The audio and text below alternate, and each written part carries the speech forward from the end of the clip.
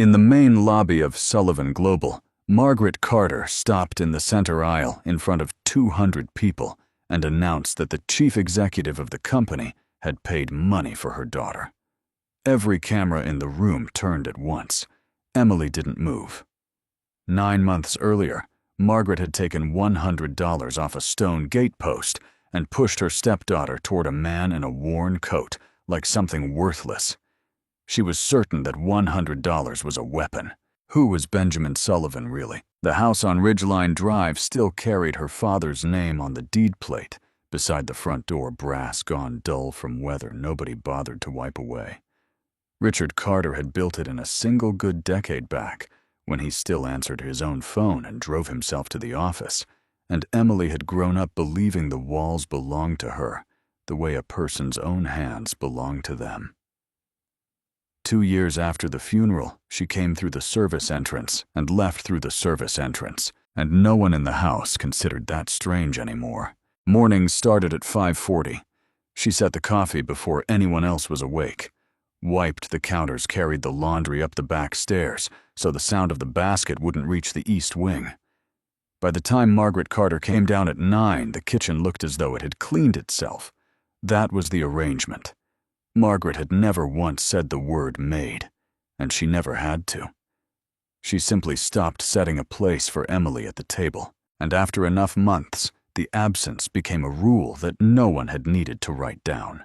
Vanessa enforced it in her own way. She left her clothes on the bathroom floor with the tag still attached, and she made a small performance out of asking Emily whether the dry cleaner had understood the instructions this time. She was 26, 2 years older than Emily, and she had learned early that cruelty is more comfortable when it wears the shape of a question. She never raised her voice. Her mother had already settled the matter of who lived in the house and who worked in it. There was one thing about Vanessa that Emily never understood until much later. Every few weeks, usually, when Margaret was out, Vanessa let herself into the study and stayed there 20 minutes with the door half open, phone in hand, photographing pages off the desk. She did it without hurry and without hiding it, and once, when Emily passed in the hall and their eyes met, Vanessa didn't stop or explain. She simply turned to the next page and kept going. Margaret handled the rest with paperwork. In the weeks after the funeral, she had sat Emily down in that same study, spread documents in a fan across the desk, and explained in a patient, almost sorrowful tone that her father's affairs had been more complicated than anyone realized. There were debts. There were restructurings.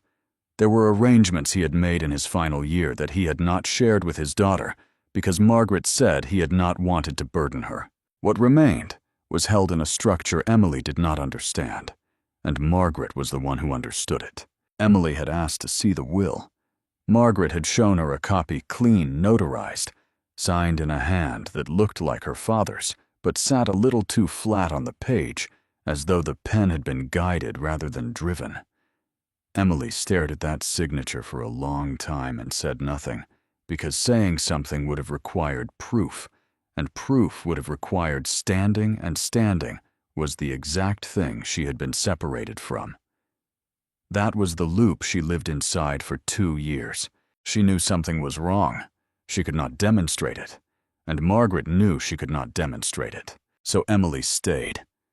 Not out of hope and not out of weakness, but because leaving with nothing meant surrendering the last thing she still had, which was proximity to the study, to the filing cabinets, to whatever her father had left behind, that Margaret had not yet finished burying. She kept the house running and kept her eyes open and told herself that patience was a strategy rather than a habit. What she didn't know was that Margaret had stopped seeing her as an inconvenience and started seeing her as a liability. A daughter living in that house was a daughter who could someday walk into a lawyer's office and say she had never left it.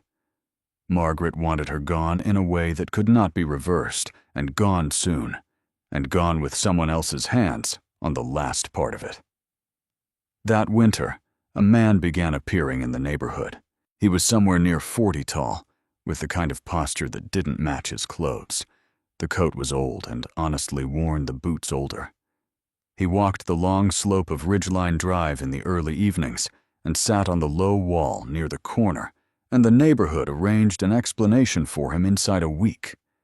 Someone had heard he was staying in a rental down in the flats.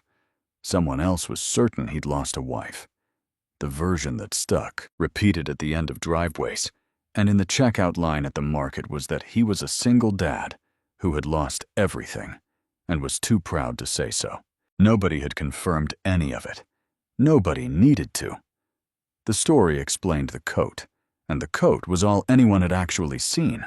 Emily noticed him the way she noticed most things now, sideways, while carrying something. He never asked her for anything. Once, when a grocery bag split against her hip on the walk up from the bus stop, he crossed the street and gathered the cans without a word, stacked them into the crook of her arm, and stepped back before she could decide whether to thank him. He waited until she nodded before he moved away. Small thing. She thought about it for 2 days. His name, when she finally heard it, came from him and no one else. Benjamin Sullivan. He offered it plainly, like a man stating a fact he has no particular attachment to. There were details that didn't fit the coat. He read constantly, and once she caught the front page of a folded financial daily under his arm, the kind of paper that costs money and rewards nobody who isn't already fluent in it. He used words like covenant and tranche the way other people use Tuesday. And once, when a silver sedan slowed at the corner and the driver leaned toward the glass with a look of dawning recognition, Benjamin stood, turned, and was gone around the hedge line before the window finished coming down. Emily filed it away with everything else she couldn't prove. Margaret noticed him too, and Margaret's mind worked differently. She watched him from the upstairs window for the better part of a week. She noted the coat, the absence of a car, and the fact that he lingered near her property line without ever ringing the bell. She drew the conclusion the neighborhood had already drawn, and then she went one step further, because Margaret had never in her life looked at a person without calculating what they could be used for. A man with nothing, she decided, would take anything. On a Thursday evening in February, she went out to the gate herself, wrapped in a coat that cost more than the sedan Benjamin had hidden from. She did not introduce herself. She looked at him the way she looked at the delivery entrance. "I have a proposition," Margaret said. "There's a girl in my house who needs to leave it. She has no money and no prospects and no relatives who'll take her. I'll pay you to take her off my hands, $100. You take her tonight and you never bring her back to this street." Benjamin didn't answer. Margaret took the silence as haggling, which offended her. She explained that the amount was not negotiable, that a man in his position should be grateful for it, and that she was doing him a favor by giving him a use for himself. She said all of it standing in the cold at her own gate without lowering her voice. Then she brought Emily out. Emily came because she had been called, still holding a dish towel, still wearing the sweater she cleaned in. She stopped 3 steps short and looked between the two of them, and understood the shape of the conversation, before a single word of it was repeated for her benefit. Vanessa came out behind her mother, arms crossed against the cold. Benjamin looked at Emily for a long time. Not at the sweater, not at the towel. He looked at her face the way a man looks at a page he intends to read all the way through. Emily met it and found nothing in it. She recognized no appetite, no pity, no calculation. It was the first time in 2 years anyone had looked at her as though she were the subject of the sentence rather than the object. Then he reached into his coat, took out a folded bill, and set $100 flat on the stone pillar of the gate. Margaret's hand closed over it before it had finished settling. "Good," she said. "That's done." Vanessa laughed once short and satisfied, and delivered the line she had clearly been holding since she'd first heard the number. $100, she said. "So that's what you were worth, all this time?" Margaret didn't laugh. She turned and lifted a suitcase from just inside the gate, packed, latched, already waiting on the other side of a decision Emily had never been offered. She set it down at Emily's feet with the flat clack of a case that has been closed by someone else's hands. "Your things are in there," Margaret said. "All of them. Don't come up to the house." Emily looked at the suitcase. 2 years of running that house and the whole of her life inside it fit into something one person could carry. That was what landed hardest, not the money, not Vanessa's line, but the packing. Margaret had folded her clothes. Margaret had decided which of her belongings still counted as hers. The transaction at the gate had been a formality. The sentence had been carried out upstairs in private sometime that afternoon. She thought about arguing. She ran it forward the way she had run it forward 100 times, the raised voices, the study door, the notarized copy with the flat signature, and Margaret's patient, sorrowful tone, explaining that there was simply nothing to discuss. She had lost that argument every time she had imagined it. Vanessa was already walking back toward the house. Margaret waited exactly long enough to be certain. Emily had understood, then followed her, and the gate stayed open behind them because neither of them expected it to matter. Emily picked up the suitcase herself. Nobody offered to carry it, and she wouldn't have let them. What stayed with her walking down Ridgeline Drive in the dark was not the humiliation. She had absorbed a great deal of humiliation over 2 years and had built a place to put it. What stayed with her was Benjamin, because a man who had just paid money for a person should have looked satisfied, or ashamed, or eager, and he had looked like none of those things. He had looked, if anything, angry. Not at her. At the gate. They walked 4 blocks before Emily stopped under a streetlight and set the suitcase down hard enough to make a point. "Why did you pay her?" Benjamin turned. He didn't move closer, and she noted that too. "I didn't buy you," he said. "I paid $100 so she couldn't stand there and stop you from walking through that gate. She'd already decided you were leaving." The only question left was whether it looked like she threw you out or like she sold you. She wanted the second one. I let her have it because arguing at that gate would have cost you the night. Emily didn't say anything. He kept going evenly. "You don't owe me $100. You don't owe me a conversation. You can pick that up and walk in any direction you want, and I won't follow you. I'll tell you where I'm going, and you can decide whether that's where you're going too. And if I wanted the 100 back to hand to her myself, then it wouldn't be worth anything," Benjamin said. "She's already spent it in her head." It was the wrong answer for a man with a plan, and the right answer for a man telling the truth. And then Emily found she couldn't decide which was worse. She counted what she had. $41 in her coat pocket from tips she'd earned 2 summers ago and never spent. No car. A phone on a family plan Margaret paid for, which meant a phone that would be dead by morning. One aunt in Ohio who had stopped returning calls when the estate got complicated. A suitcase somebody else had packed. Every road went back through that gate.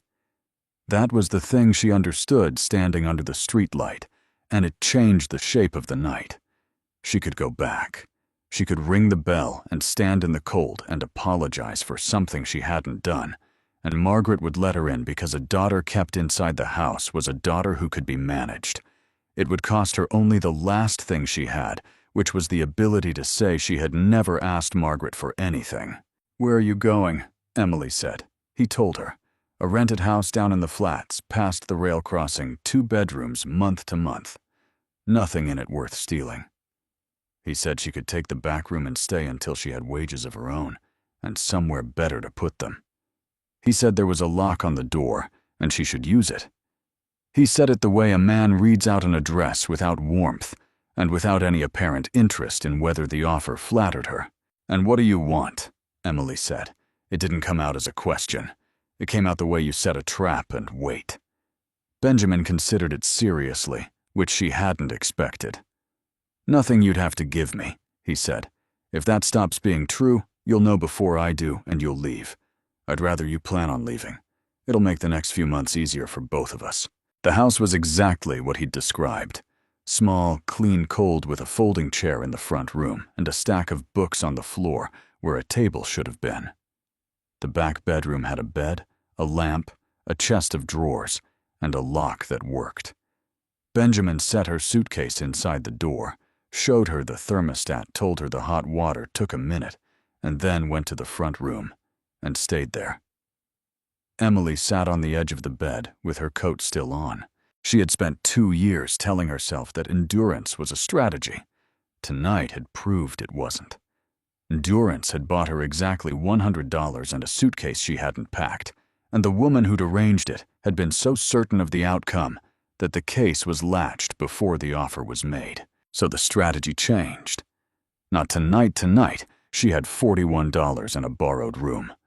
But she had watched Margaret work for 2 years, and she knew now what she had never been willing to know.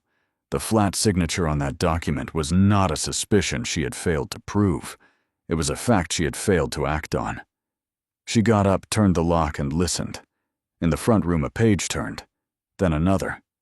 Whoever he was, he wasn't waiting outside her door. Emily lay down without undressing and stared at the ceiling of a house she had never seen before. That night in a neighborhood her stepmother would never drive through, and understood that for the first time in 2 years, no one in the building could tell her what she was worth. It was not safety. It was something she'd forgotten the shape of. It was a beginning. Emily spent the first week waiting for the price to appear. It always did in her experience. Margaret's kindnesses had come with invoices attached, delivered later, and always for more than the original service had been worth. And Emily had learned to read generosity as a form of credit. So she watched the rented house on Ferris Street the way a person watches weather. She kept the lock turned. She kept her shoes by the bed. She said thank you as rarely as possible because gratitude was a debt you signed without reading. Benjamin never presented the bill. He kept to the front room and the folding chair. He knocked before he spoke to her through a door, and he did it twice once, then a wait, then again, never louder. When she came into the kitchen, he tended to be leaving it. He bought groceries for 2 and never mentioned money, and when she tried to hand him $14 out of her 41, he looked at it and told her to keep it because she'd need bus fare before she needed to prove anything to him. That disturbed her more than anything else could have. A man taking payment would have made sense. In the second week, he came back with 3 names written on the back of an envelope. A diner on Alder, a hardware supply place near the rail crossing, and a coffee house on Prescott Street called Bellamy's. He set the envelope on the counter and said the third one paid the worst, but the woman who ran it hired people without asking why they needed the work. Then he went back to his chair and left Emily alone with the choice which she understood eventually had been the point. Claire Bennett ran Bellamy's like a woman who had built it herself with no help from anyone. She looked at Emily's empty work history for about 4 seconds, asked whether she could be there at 5:30 in the morning and put an apron in her hands. She did not ask about the 2-year gap. She did not ask where Emily was living. Emily worked 6 days that first week and made $231, and she counted it 3 times in the back room because she couldn't make herself believe the number was hers. It was the first money she had earned since her father died. Margaret had spent 2 years explaining that Emily had no claim to anything, and the argument had worked because Emily had nothing of her own to hold up against it. $231 was not a fortune. It was a fact, and she had produced it, and nobody in the world could file a document that made it disappear. She opened an account at a branch 2 doors down and put the whole of it in and withdrew nothing. But she didn't stop watching Benjamin. The oddities accumulated the way small change accumulates. He read financial reports. Not articles about markets, but the actual filings. Dense columns of figures that most people can't decode, and no one reads for pleasure. He annotated them in tight, fast handwriting. Once wiping down the front room table, she saw a note beside a line of numbers that read understated by 9 ask R about the write-down, and she had no idea what it meant, except that whoever wrote it was not guessing. He knew things a man in a worn coat had no reason to know. When Claire mentioned at the counter that her landlord was restructuring the building's ownership and she was afraid of losing the lease, Emily repeated it that evening without expecting anything, and Benjamin asked 2 questions about the entity structure and then told her exactly what Claire should demand in writing before she signed. Claire followed the advice and kept her lease. She asked Emily where she'd gotten it. Emily said a friend, and heard how thin it sounded. The cars kept coming too. Not often, once every few weeks, always the same class of vehicle, black or silver, moving too slowly for the street. Benjamin developed a sense for them that he clearly hadn't learned recently. He would stop mid-sentence, look at nothing in particular, and find a reason to be elsewhere. The clearest instance happened outside the hardware supply place in April. A man in a topcoat came out of the building, saw Benjamin across the lot, and lit up with the unmistakable recognition of someone who has met an important person once and never forgotten it. He raised a hand and started forward. Benjamin turned into the alley beside the loading dock and was gone before the man had covered 10 feet, and the man stood there looking confused and slightly embarrassed, the way people do when they've been certain about something, and then aren't. Emily was standing 40 feet away holding a bag of coffee filters. That night, she told him about the will. She hadn't planned to. She had been living in his house for 9 weeks and had never said one word about her father, and it came out at the kitchen table in about 4 minutes. The study, the fan of documents, the debts nobody could itemize, and the notarized copy with a signature that sat flat on the page like a traced line. "I've known since I was 22, she said. "Knowing isn't the same as being able to do anything. She was very careful to keep me in a position where I couldn't." Benjamin listened without interrupting, and afterward he asked one question, which was whether her father had used the same law firm for a long time. Emily said 19 years. He nodded slowly and didn't say anything else about it. So she asked him, "What did you actually do before this?" He closed the report he was reading, which she noticed because he usually kept a finger in the page. "A job I don't want to go back to," he said. "That's not an answer." "No," he agreed. "It isn't." He didn't offer more, and she didn't push. She had thought in the first weeks that he was hiding something shameful. By April, she had begun to suspect the opposite, and that was harder to sit with, because a shameful secret would have made him a man like every other man she'd known. The call came on a Tuesday evening in the middle of May. Benjamin's phone was a cheap thing that almost never rang. He answered it in the front room, listened for perhaps 20 seconds, and said only that he was coming.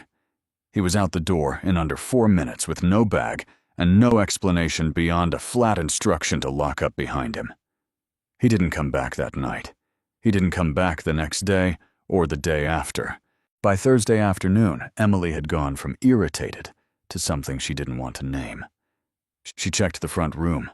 The books were where he'd left them, the folding chair squared to the window, and on the pad by the door, written fast the night of the call, a phone number with a local exchange. She dialed it from the coffee house before her shift, expecting a hospital. That was the story she had built for herself. An accident, an emergency room, a man with no one to call. She had money in her account now. She had decided she would pay for whatever it was. A woman answered on the second ring. "Sullivan Global, Mr. Reed's office." Emily hung up without speaking and stood behind the counter with her hand still on the phone. Sullivan Global occupied 60 floors of glass on the corner of Prescott and Hale, 11 blocks up from Bellamy's, with the name cut into stone above the entrance in letters 2 feet high.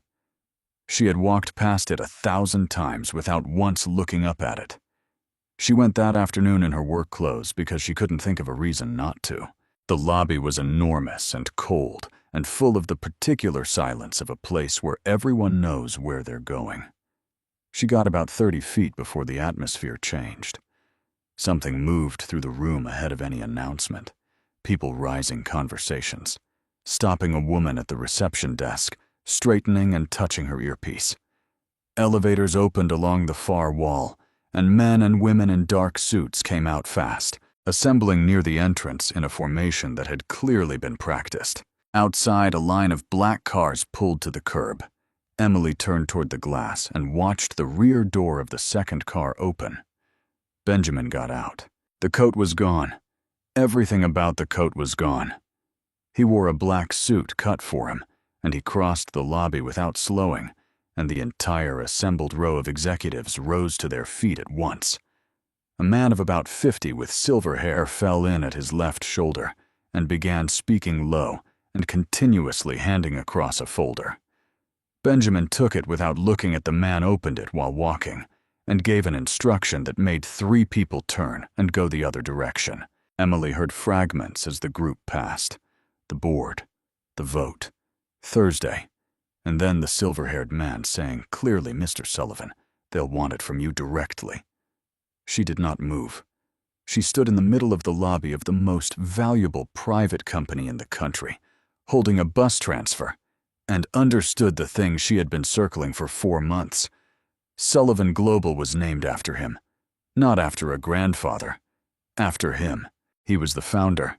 He was the controlling shareholder. He was the chief executive officer of a company worth tens of billions of dollars, and he had been missing from public view for the better part of a year, and everyone in that lobby knew it, and she had been buying his groceries out of tip money. Margaret had sold her to him for $100. Benjamin was 10 steps past her when he stopped. She watched him register it, not her face first, but something in the periphery that didn't belong. Then, the correction. Then, the turn. The men around him kept walking for 2 full strides before they realized he wasn't with them. He looked at her across a marble floor in a suit that cost more than she had earned in her entire life, and Emily discovered that she was not surprised. That was the part that hurt. Some part of her had known for weeks and had chosen not to finish the thought, because finishing it turned every kind thing he'd done into a decision made by a man who could afford anything. She turned and walked out before he reached her. He came to Ferris Street that night alone, wearing the old coat again, which she found almost insulting. Emily didn't let it go. 4 months. I gave you $14 out of 41, and you told me I'd need bus fare. You let me worry about the heating bill. You let me feel grateful. Yes, say something that isn't yes. So he did, and it took most of an hour. His marriage had ended 4 years earlier, and it had ended badly, and in the aftermath, he had lost people not to anger, but to the slow discovery of what they had actually been standing next to all along. He described it without self-pity as a sequence of realizations rather than a wound. Friends who turned out to be positions, a brother-in-law who sued, advisors who agreed with him in rooms and repositioned in hallways. Somewhere in the middle of it, he had gone a full year without a single conversation in which the other person did not want something only Benjamin Sullivan could authorize. They cared about the chair, he said, not the man in it. And after long enough, you stop being able to tell the difference yourself. That's what frightened me. I couldn't tell anymore whether I was worth anything with the company subtracted. So he had subtracted it. He handed operational control to his executive committee, kept his shareholding and his title and nothing else, and walked out with a rented house and old coat, and no access to the machinery that made people polite to him. Arthur Reed. The silver-haired man from the lobby was the only person with the number. The instruction had been that the number was for one thing only if the board moved against the founder in his absence call. 11 months later they moved. Arthur called, and in the meantime, Emily said, "You ran an experiment on a street where I happened to live." "I ran it on myself," Benjamin said. "You were on the street. So was your stepmother." He looked at her steadily. 11 months of people meeting a man with nothing. Almost all of them behaved the way she did at that gate. You respected me before you knew. That's the whole of it, and I've spent 4 months not saying it, because the moment I say it, it starts to sound like a transaction. Emily believed him. That was the inconvenient part. She sat in a cold rented kitchen and found that she believed every word, and that it changed nothing about what came next. Because 2 weeks later, he offered carefully without pressure to move her out of Ferris Street. An apartment near Prescott, a car, a position in any part of the company she wanted, or tuition, or simply money. He laid it out like a man who had spent a long time making sure the offer contained no strings and was genuinely puzzled that this wasn't enough. She turned down all of it. "You don't want to owe me," Benjamin said. "It isn't about owing you." Emily put both hands flat on the table. "Margaret stood at that gate and named a price for me and took it. If I move into an apartment you pay for and take a job you invent, then she was right. Not about the number, about the kind of thing I am, something that gets handed from one person to another and priced by whoever's holding it." She kept the back room on Ferris Street. She kept the 5:30 shifts. Claire made her a shift lead in June, and the raise was $1.10 an hour, and Emily cared about that raise in a way she could not have explained to anyone who came out of the Sullivan Global elevators. Benjamin never raised the offer again. He asked once whether she'd let him do nothing at all, and she said that was exactly what she wanted, and he accepted it. What grew between them after that grew slowly, and in the wrong order: gratitude first, then something more durable. Because respect is what's left when gratitude has been paid off. By late summer, they were two people who chose each other's company on evenings when neither of them had any use for the other, which was, Emily thought, the only version she would ever have trusted. The Sullivan Global Autumn Gala was covered by every outlet in the state because it was the first time the founder had stood in front of a camera since he came back. Benjamin walked in at 8:15. Emily walked in beside him. Margaret watched it on the late broadcast from the front room on Ridgeline Drive, with Vanessa on the arm of the sofa. The anchor identified him by name and title: Benjamin Sullivan, founder, chief executive officer, and controlling shareholder of Sullivan Global. And then the camera found the woman on his arm and held on her for 3 full seconds. Vanessa said her stepsister's name out loud in a voice that had gone strange. Margaret said nothing at all. She was doing arithmetic. The man at her gate, the coat, the boots, the flat contempt she had felt looking at him. She had stood in the cold and told the controlling shareholder of a company worth tens of billions of dollars that a man in his position should be grateful for $100. And the girl who scrubbed her floors, the girl whose father's signature Margaret had needed to be so careful about, was standing under those lights in a dress that photographed well. A different woman would have understood that the game was finished. Margaret came to Bellamy's 11 days later at the slow hour in a coat chosen to look modest. She waited at a corner table until Emily came out from the back, and then she performed something clearly rehearsed in a car remorse. Grief a widow overwhelmed after her husband's death. Mistakes made under pressure, a family that could still be repaired. Emily listened to all of it. Then she asked her to leave. Margaret's face reorganized itself. It happened quickly and without embarrassment, the way a woman changes tactics when the first one has failed and the second one was always in her pocket. "Let me tell you what the newspapers are going to hear," she said.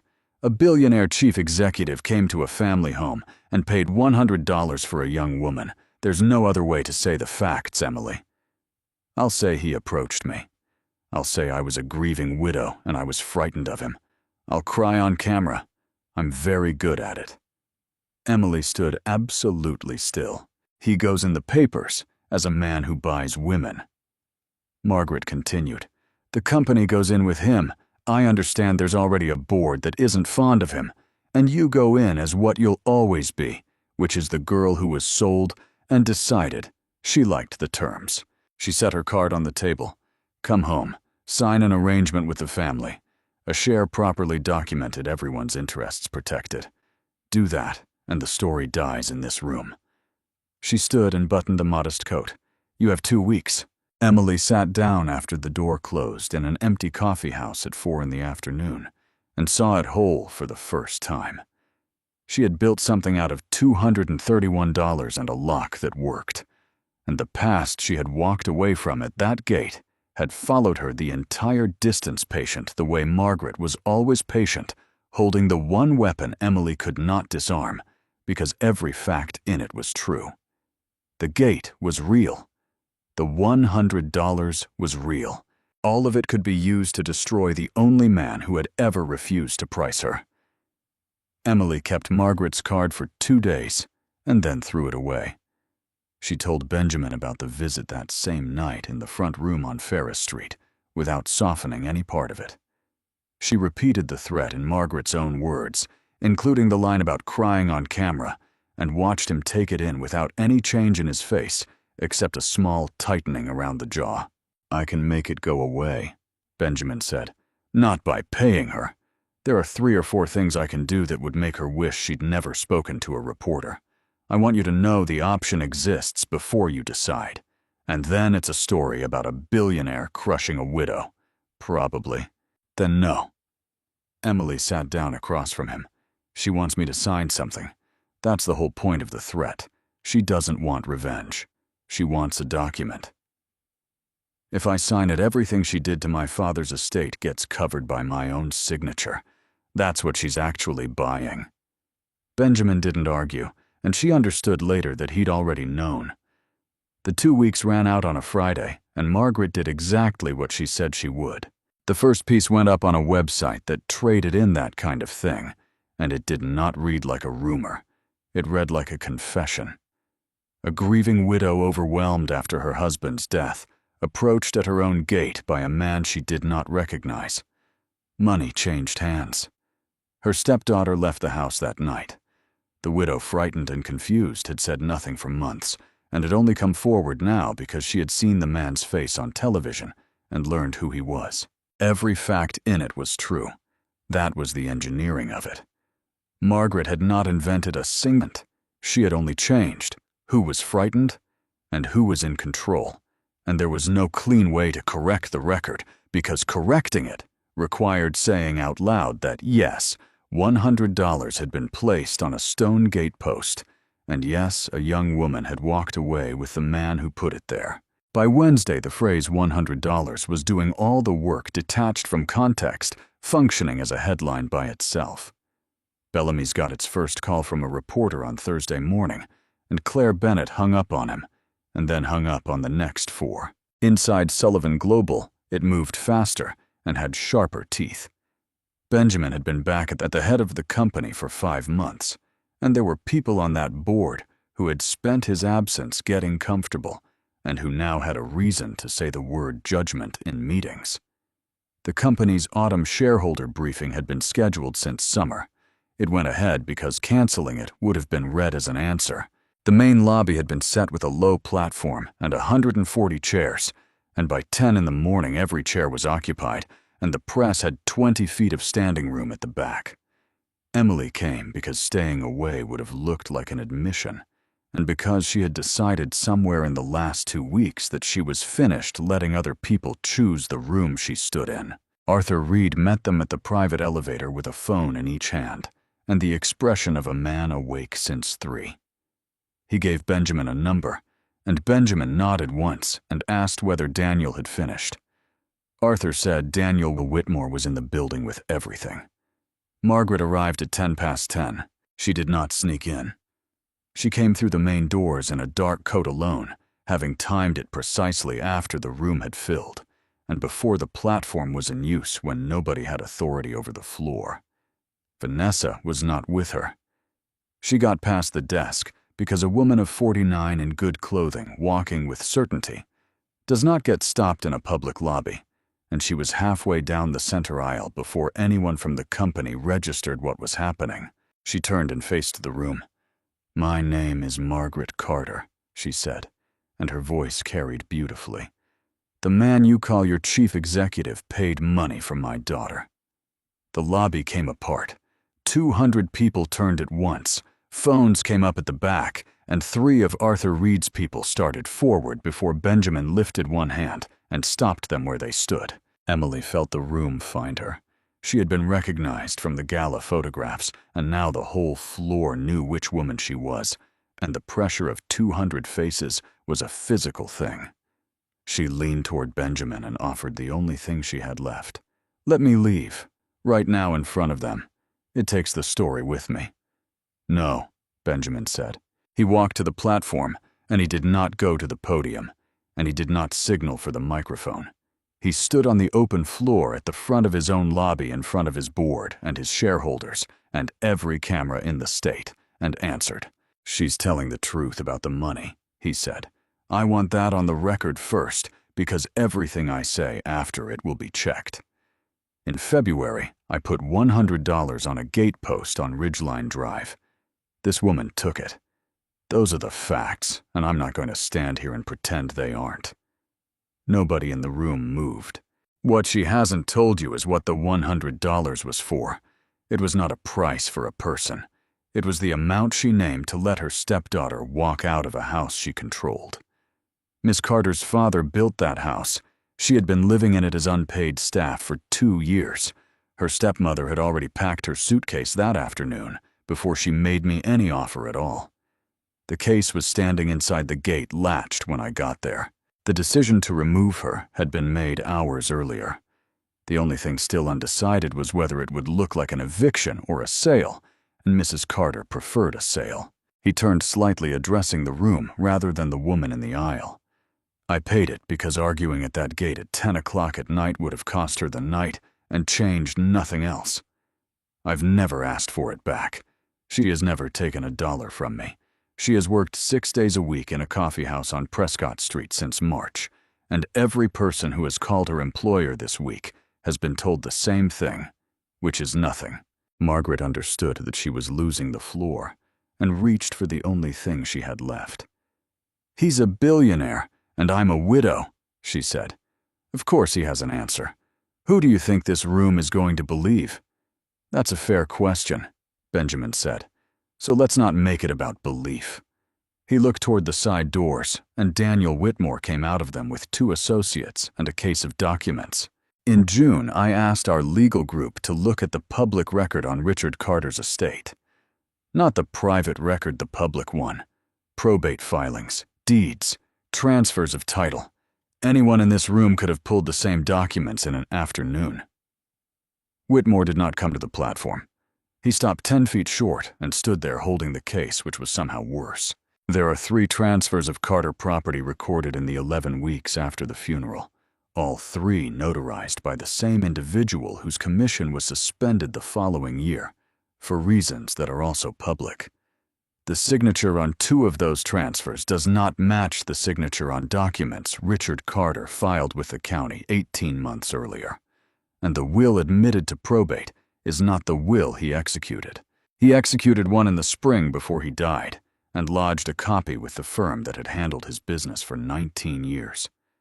That copy still exists. It was never withdrawn. It leaves the house and his controlling interest to his daughter." Emily heard it and did not move. She had known since she was 22, standing in that study looking at a signature that sat too flat on the page. That was the hollow center of the moment. The proof had been sitting in a county office the entire time, available to any adult in the country who could walk in and ask for it, and she had never had the standing to ask, because Margaret had spent 2 years making certain of exactly that. "Everything I've described was filed with the district attorney's office on Tuesday," Benjamin said. "Not this morning. Tuesday, before Mrs. Carter walked into this building." Margaret's face didn't collapse. It emptied, which was different and more complete. She had come into this lobby holding the $100 like a blade, absolutely certain it was the sharpest object in the room. And it was the $100 that had brought her here, that had put her in front of a wall of cameras, insisting the country examine the transaction. She had spent 9 months building every reason for people to look closely at Margaret Carter. 2 of Arthur Reed's people walked her out. She did not resist and said nothing further. And the last thing the cameras got was a woman in a good dark coat being escorted through a revolving door. The board vote scheduled for that quarter was never brought to the floor. 2 of the directors who had spent the spring saying the word judgment resigned before the winter meeting, and the item quietly stopped appearing on agendas. The legal process took 9 months, and Emily ran all of it herself. She could have handed it to Daniel Whitmore's group. It was offered formally in writing, and she declined in writing. She hired a small firm on the north side of the city and paid the retainer out of her own account, and when the retainer wasn't enough, she borrowed against the settlement, rather than take $1 from Benjamin. He did not fight her on it. He read what she asked him to read and said nothing about the rest. She wanted the record to show that Emily Carter had recovered her father's estate. Not that a billionaire had recovered it for her. The distinction was invisible to almost everyone, and it was the only part she cared about. Vanessa broke from her mother in the second month, which surprised nobody. She retained separate counsel, cooperated in full, and produced years of her mother's correspondence and photographed documents, dated, organized, assembled by a woman who had understood for a long time that a day like this might arrive and had made certain she would be standing on the other side of it when it did. She never contacted Emily directly. Emily never sought her out. Whatever remained between them had been settled at a gate in February with a single sentence about what a person was worth. Margaret was charged with forgery fraud in the execution of a will and theft by deception. She fought it for 7 months with 3 different attorneys, and by the end, she was arguing procedure, and the procedure did not go her way. The house on Ridgeline Drive was returned to Emily's name the following spring, along with a controlling interest in the business her father had spent a decade building. Emily sold the house. She thought about keeping it, and could not construct a version of her life that happened inside those walls. It sold in 5 weeks to a family from out of state, and she took nothing from it, except her father's desk and a photograph of him from the year the business started. What she did with the rest was less dramatic than the newspapers wanted. She bought Bellamy's from Claire Bennett, who had been trying to retire for 3 years and had never found a buyer she trusted with the staff. Emily kept every employee, kept the 5:30 opening, and kept working the counter 2 mornings a week because she liked knowing whether the machines were running properly. Within 18 months, there were 3 locations, and she ran all of them out of her father's desk. Benjamin asked her the question that fall in the front room on Ferris Street, which he had never given up. He did it badly for the man who negotiated for a living. He said he wanted her in his life as the person he loved, and that he needed her to understand he was not asking, as the man who had once stood at a gate, because he had never been comfortable with the way that story positioned him. He said he'd waited until she owned something, so the answer couldn't be mistaken for gratitude by anyone, including her. Emily said yes, not because he was the chief executive of Sullivan Global. She had known that man for less than a year and had turned down an apartment, a car, and a job from him. She said yes because she had chosen him in February on a dark street 4 blocks from a gate, when he was a man in a bad coat that an entire neighborhood had decided not to look at directly. 3 years after that February, Emily Carter had her own business, her own house, and her own name on things that required nobody's permission. She and Benjamin built the rest of it together in the ordinary way without the press being told about most of it. Margaret had believed $100 could price a human being. That $100 became the exact instrument of her ruin, the thing she carried into a lobby full of cameras, certain it was a weapon when it was the only object in her life that could not be examined without exposing everything standing behind it. She had judged Benjamin by a coat. She had judged Emily by a number. She had judged family by what it could be converted into. All 3 assessments were made confidently out loud in front of witnesses, and there was never a moment when she considered that she might be looking at any of it incorrectly. Emily lost a house on Ridgeline Drive and found the things it had never contained, the right to choose her own direction, her own dignity, and a place where she was treated as a person instead of an expense. Never use money status or appearance to price a human being. The truly rich are not the ones who hold the most. They are the ones who know the worth of the people who stayed when there was nothing left to gain.